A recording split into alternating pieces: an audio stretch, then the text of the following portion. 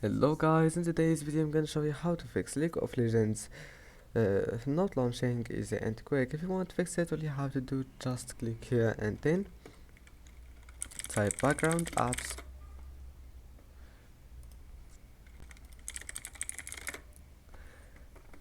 and now once you're here, turn off the first option to turn off all those applications, and then click here and type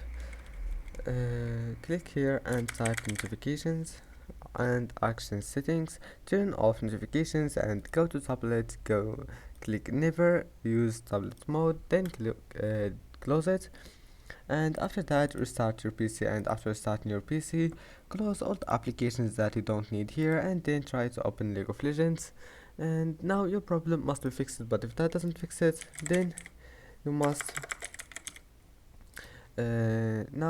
uninstall League of Legends and install it again. Click uninstall and then install it again, and that's it. If you like this video, please don't forget to like and subscribe, and see you in the next video.